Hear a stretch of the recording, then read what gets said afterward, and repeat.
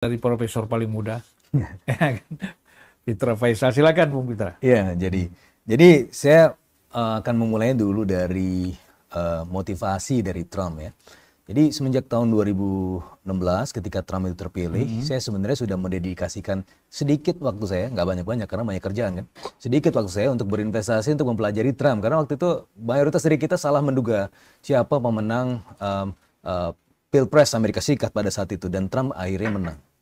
Dan sebenarnya apa yang dilakukan Trump itu adalah refleksi konstituensi ya dari masyarakat Amerika Serikat memilih dia.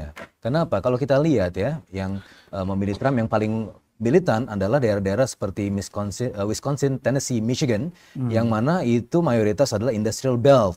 Nah, maka ketika kemarin dia mengumumkan tarif itu kepada pengenaan tarif pada negara-negara, itu kan disuruh maju tuh MAGA supporternya, Make America Great Again itu. Suruh kasih speech, gitu kan. Dan MAGA supporternya itu berasal dari Detroit, Michigan, yang mana itu adalah karyawan pabrik otomotif. Maka kita harus tahu bahwa dia adalah refleksi konstituensi apa yang dilakukan oleh Trump sekarang.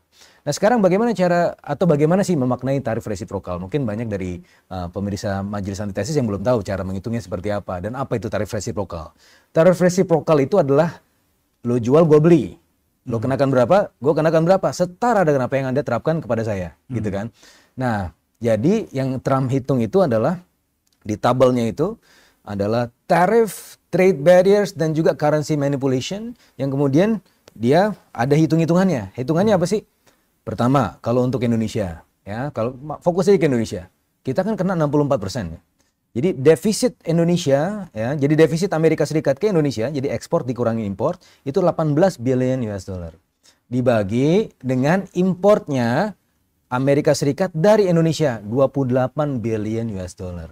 Nah, kemudian dikali semacam koefisien ya untuk mengalihkan impor tersebut, yaitu koefisien price elasticity of import dikalikan dengan pass through effect of tariff, itu 4 dikali 0,25, jadi 1. Sehingga sederhananya defisitnya berapa? 18 billion US dollar dibagi dengan importnya kali 100%. Nah, kemudian Trump bilang begini, but we are very kind. Kita kasih diskon. Jadi 32% aja instead of 64%. Padahal sebenarnya weighted average tariff kita ke Amerika Serikat cuma 4-5%. Artinya ini juga ketinggian. Nah, jadi kalau kata Ustadz, wa kullu bid'atin dolalah wa kullu dolalatun finnar. Ya, semua yang mengada-ngada itu sesat, yang sesat itu masuk neraka. Artinya harusnya Trump ini masuk neraka, gitu kan. Nah, cuma karena begini, saya PhD saya bidang international trade. Nggak pernah diajarin hitung-hitungan model seperti itu. Gitu kan. Jadi nggak ada referensinya. Makanya ketika Vietnam, ya, dia agresif lebih dulu kan.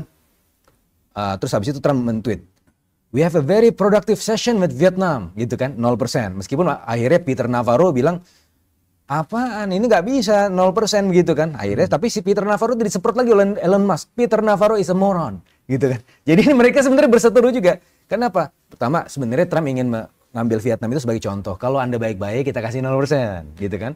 Terus yang kedua, Peter Navarro juga tahu bahwa selama ini Vietnam itu bukan jadi anak yang baik, ya. Dia itu lebih dari tarif. Makanya dia bilang ini bukan sekedar tarif aja. Tapi habis itu disemprot lagi sama Elon Musk. Kenapa?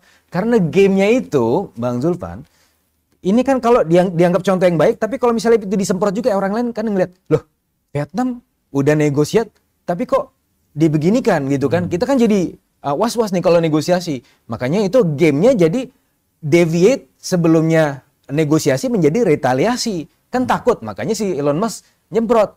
Peter Navarro is a moron, padahal trade advisory Trump. Nah, tapi kita di sini kan ngeliat, oh kalau gitu itu udah contohnya Vietnam. Nah, jadi bagaimana cara kita menurunkan tarif?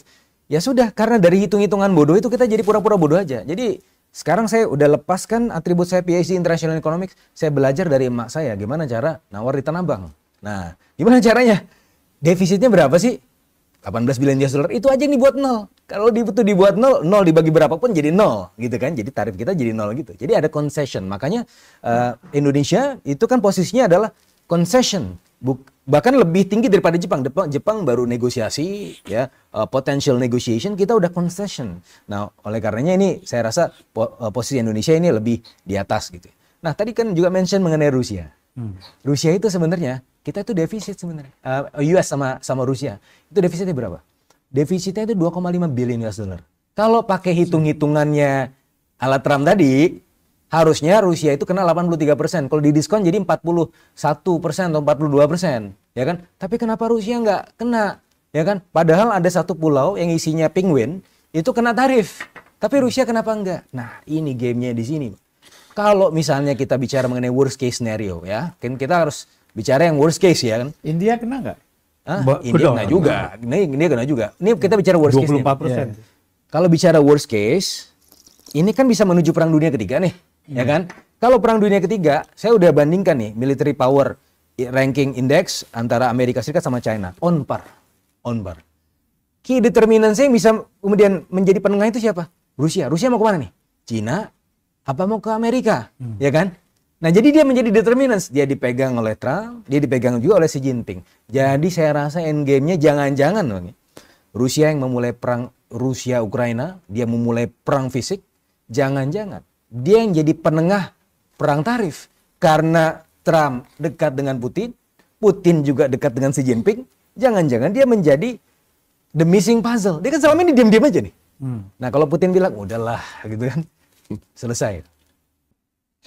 Mengapa ya mata uang kita ini itu anjlok dari seluruh mata uang dunia? Terhadap US, Singapura, Malaysia, kemudian Australia, dan banyak lagi negara-negara lain. Ya kan? Nah, kenapa hanya rupiah tuh yang jatuh? Sementara mata uang lain stabil. Nah, ini mungkin orang bosnya pasar modal ini perlu kita tanya. Ya, begini Bang. Tapi saya nanti sih mau komentari Pak Prof. Antoni ya. Itu menarik. Kalau yang ini kan Anda nggak bakal lupa. Kalau ini kalau nggak saya tanya. Iya. Jadi gini Bang, kami pernah menulis buku, salah satu book chapter, Real Exchange Rate, Trade Balance, and Deindustrialization in Indonesia. Nah, jadi yang membuat rupiah itu tidak berhak terapresiasi sekarang, atau kecenderungannya justru melemah di antara mata uang negara di dunia adalah karena kemampuan produktif dari industri, gitu ya. Jadi kalau kita lihat current account balance kita sudah defisit 7 kuartal berturut-turut. Nah, bahkan diproyeksikan current account defisit tahun ini bisa 1,5% dari GDP.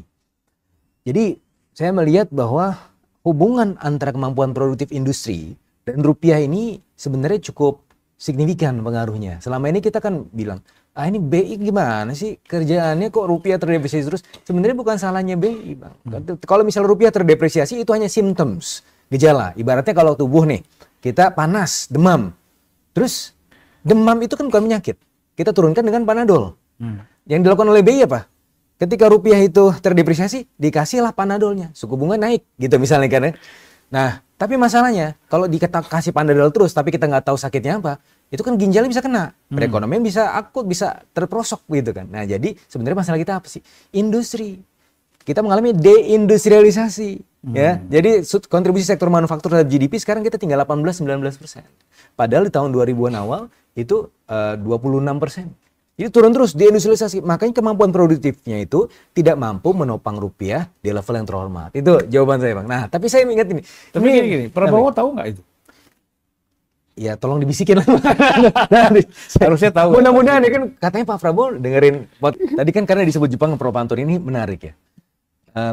Jadi Jepang itu gini. Jadi saya teringat satu pertemuan khusus di Plaza New York ya, hotel ya, yang disebut pada akhirnya tahun 1985 ketemu 22 September itu Plaza Accord. Nah, itu kenapa sih dikumpulkan, siapa aja yang berkumpul di situ? Ada Jepang, ada UK, ada West Germany, ada Jerman Barat.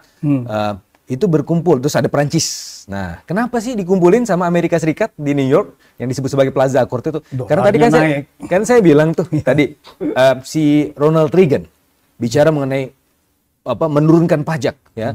Ultra expansionary fiscal policy. Akibatnya apa? Paul Volcker di zaman itu Gubernur The Fed nomor 12 itu terpaksa harus menaikkan suku bunganya. Sehingga apa? Membuat dolar terapresiasi sangat signifikan. Sehingga pada akhirnya loh, kok dolar jadi mahal? Kita jualan keluar nih, ekspornya jadi mahal. Dikumpulin lah gitu kan. Kenapa nih orang? Nah, pertanyaan adalah kenapa orang-orang ini mau berkumpul? Mau aja kok disuruh-suruh Amerika. Karena gini, tadi Prof. Antoni udah bilang Marshall Plan. Yang namanya negara-negara Eropa dari dulu udah dibantu Amerika Serikat melalui Marshall Plan. Ya, jadi mereka mau aja suruh kumpul. Jepang gimana? Jepang bukannya dulu nggak ngelawan Amerika, tapi setelah Perang Dunia Kedua, mereka itu kan nggak punya kemampuan militer lagi. Ya, ada di Okinawa itu oleh Amerika Serikat, yang mereka punya self defense force. Makanya ketika Jepang itu dipanggil, ayo sini, mau ikut datang. Suruh ngapain sih? Ini kan mata uang kita sudah terapresiasi nih, kata Amerika Serikat. Tolong dong Anda ini ya diapresiasi juga nilai tukarnya supaya apa? Supaya nanti produk-produk Anda ketika masuk sini harganya nggak terlalu murah. Nah, Jepang juga melakukan itu ya, melakukan apresiasi yennya sehingga disebut sebagai yen takai ya, jadi mahalnya yen itu ya. Sehingga apa? Pada akhirnya menghasilkan lost decade of Japan gitu kan. Nah, itu dulu tahun 80-an, tapi Cina nggak bisa beginiin. Cina bukan bagian dari historis Marshall Plan, bukan juga korban Perang Dunia Kedua, sehingga pada akhirnya nih pakai cara apa untuk menangani China? Akhirnya pakai cara tarif. Dan kebetulan juga Trump itu adalah orang yang bilateral, mano a mano, gaya koboi, ya. Bilateral itu senjatanya apa? Senjata tarif gitu. Dan inilah sekarang kita terjadi